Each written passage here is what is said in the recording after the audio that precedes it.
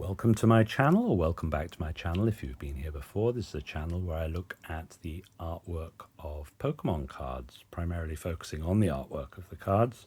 And indeed, today's video is an artist showcase, and we're looking at the artwork of Kazumasa Yasuni, who has been working for the last couple of years in Pokemon. And before I look at their artwork directly, I'm going to just look at the movement that we're seeing in recent years towards more cards in the style of what I would say is influenced by the pop art movement of the 1950s and 60s. People like Warhol, Lichtenstein. And there are a number of artists now, seemingly more and more with each set, who seem to have a grounding in that school of art. I'm not saying they definitely have, every artist is an individual. And their styles are their own, and they've created them from their own. But what their influences are varies, I guess. So we'll start here with one of the chief proponents of this is Ghidorah. Ghidorah came on the scene about 5 years ago, maybe. I don't know. But anyway, I've pulled out some examples of Ghidorah's work, which is often, maybe not the ducklet in this instance, but it's often got a sense of explosiveness and flow, but the colours are hypersaturated and tweaked up to an unnatural level of, one might almost say, gaudiness. So these are some recent examples of Ghidorah, but there's a lot of... I'm not doing a full look at the work of Ghidorah because they're not the subject of today's video. But we have other artists in this field. One of the most notable, and I could have pulled out a lot of examples, but these are just two recent ones, is Kurimitsu, who often will go for this very pop art graphic style of bold outlines and very hypersaturated, intense colours. These are just two of their recent ones, which are probably not the most extreme examples of their work. You think of something like that Pikachu they did, or... Yeah, I should have pulled out some more examples. But anyway, Kurimitsu is another artist that I feel falls within that school of art. To a lesser degree, Shinji Kanda. I've only got one Shinji Kanda card out at the moment because we're not talking about Shinji Kanda today. But I pulled this out as an example of the development of hypercolor, especially if you look at the sky on this. It's an unrealistic, unnatural choices of colors. But Shinji Kanda falls somewhat within this school of art, but also they also stretch within the naive primitivism school of art with their scratchy line work, and so that's a slightly different approach to it.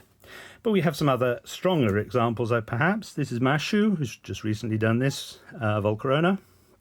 Again, very, very colourful card.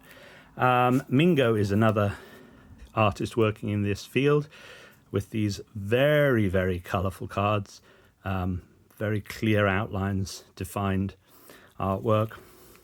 And then another perfect example was Sasuma Maya's cards of Shikajika, Deerling, and Sawsbuck, which these colours are just completely unrealistic, over the top. And there are a number of artists now. I mean, those are just a few that I pulled out. But there are a number of artists that I would say fall into this pop art school. Today's artist is Kazumasa Yasuni, who is one of the leading exponents, I would say, of this. I'm just bringing the camera in a little bit so that we can look at the cards a little bit closer. Now, Yasukuni first came to Pokemon in the Illustrator competition of 2022, where they were a semi-finalist with a Bulbasaur card. And although they didn't go on to the finals, the Pokemon Company were obviously interested enough in their artwork that they commissioned them to do cards. And the first card they were given, which I would say is quite a challenge, they were given a very, very dull Pokemon, Glimmerer. Not a Pokemon you can really do a lot with. But they started to develop their style here. And as you will see as we go through the cards, you'll see that what I perceive as their style, they turn the dial up every single time to a point, see how far they can go. So the choices of colour here are pretty vivid, Purple is my least favourite colour, although orange is fairly close behind. So this is not a card that appeals to me particularly. I don't like the Pokemon. I think it's a bit boring. But what they've done with this card, they've done an adequate job. It's a pretty forgettable card, I think, overall. People will probably forget that this card exists. But that's not the artist's fault, because there's not really a lot you can do with Glimmera. So the next card they were given was Genesect. This is more vibrant. There is a sense of the energy that you get in a Ghidorah card here, with this energy blast coming out and a sense of chaos going on around. But the actual definition of the lines for Genesect are pretty clear, but there is an energy to those lines as well. They're not just static in the way that Mingo perhaps has done. There is intensity and energy in the line work, but then the choice of colours on top of that is taking it to another level. So you've got these almost clashing colours of the blue and the mauve that make the card look very vibrant. They really are given a number of very unattractive Pokemon. I mean, I like Genesect, but it's a very ugly Pokemon. This is probably one of the ugliest of all Pokemon, Grimmsnarl. This came out in Mask of Change. This came out in Night Wanderer. Should have said that at the time. These are Stellar Miracle cards next to, and they take the colour palette up another notch. I mean, Grimmsnarl is a very clashing colours, ugly Pokemon anyway, but the luridness of the colour palette here is just very, very intense. But there's a lot of energy in the card. You get that in most of their artwork. Nothing is sedate. It's all dynamic, which plays into the hypersaturation as well. So that's the Grimmsnarl. But they also had this card, which is the Zeraora. Now, here they actually do pull in other elements of pop art. So if you think of Roy Lichtenstein's work and how he used dot matrices and stuff in his background, you've got a lot of these overlays of graphic shading in this card, which makes it very pop art. And you have never seen such a colourful Zeraora. I mean, it is taking it to the max. Chaotic card. Very successful, I think, if you can cope with that style of artwork. But it is very, very pop art graphic style and incredibly intense colour work. The next card they had was in Trastor Festival. They had the redo of an Iron Hands EX. Yeah, this almost has a Candor-esque quality to it. It's chaotic. There's more black bold lines, but again, as with the Zeraora, you've got this pop art shading going on here. This whole area here is so pop art. It really is Lichtenstein-y, and others in that school. It's not I love Warhol and I quite like Lichtenstein, but I'm not an expert in pop art at all. There are a number of artists that I could be referencing, so forgive me if I'm not. But I think that's... it's not subtle. It kind of fits the brief, though. I mean, Iron Hands, the future Pokemon. I think it works. I think it works. Whether I like it or not, yeah, I like it, but I also don't like it. It's a strange one.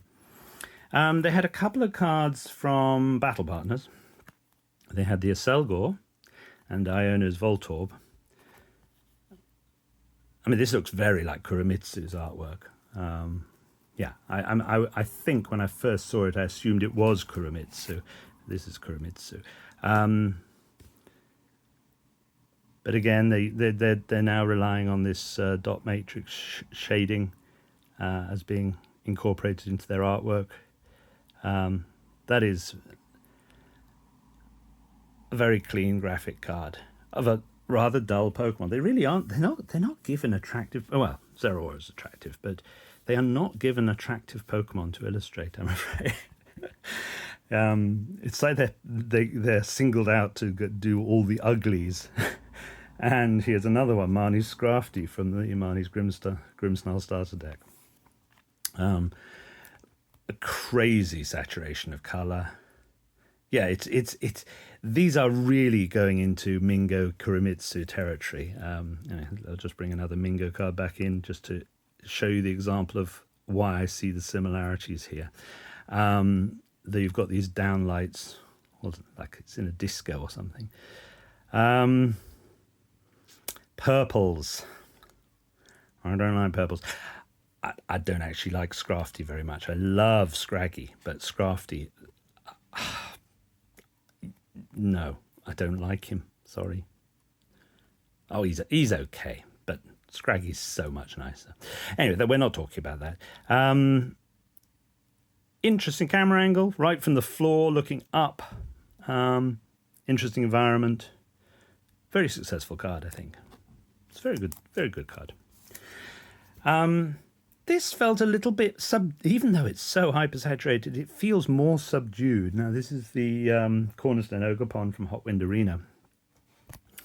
I like it. I like it a lot.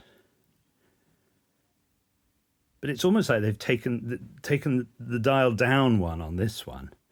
That it could have been a little bit more colourful. I'm glad it isn't, actually. But I think that's a successful little card. I don't like Ogerpon. I think it's another repulsively ugly Pokemon. And I could make the case for Blaziken being an ugly Pokemon. It's a very strange Pokemon. But I've known it for so long that I'm actually rather fond of it. But it's a very strangely designed Pokemon. So these were from the Glory of the Rocket Gang. We've got this one and the Wobbuffet, which I thought was a little bit weaker. I don't understand what this twist feel is going on. It is twisting, isn't it? Because this is the back, its tail, so it's sort of turning round very abruptly. And there's a slight looseness to the line work here, and the background's a little bit dull, considering they do. If you compare it to something like a very similar sort of choice of background, they put a lot more work into that background than this, which feels a little bit half finished. But this, I think, is very successful, though it is very Ghidorah. You look at the artwork of Ghidorah, it's got that dynamism and action going on. Probably, yeah, I think that might actually be my favourite card. I think it's a nice representation of Blaziken. There are very few cards of Blaziken that actually I really like. And I think that's pretty good. Yep.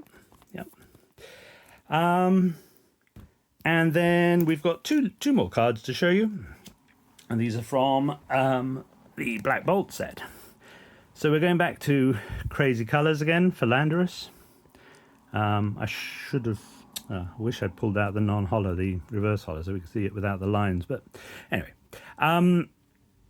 yeah, another ugly Pokemon. These things do look like they're wearing bras. Sorry. I like Landorus the most of all four of them, and still struggle to like this Pokemon. But, that being said, we're not looking at the Pokemon design, we're looking at the artwork.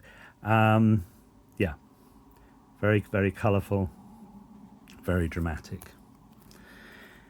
And then slightly more sedate. There's no energy lines in this of stuff happening. It's actually a calm card. But the colour choices again. Now, if we let's pull this one up.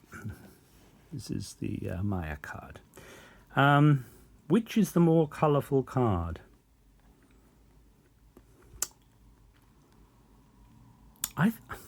Well, This one, because it has so much black line work, whereas this one doesn't, it changes how you feel about the colour. There's a lot more black shadow infill here, whereas there's not really black shadow infill here. This relies completely on the colour.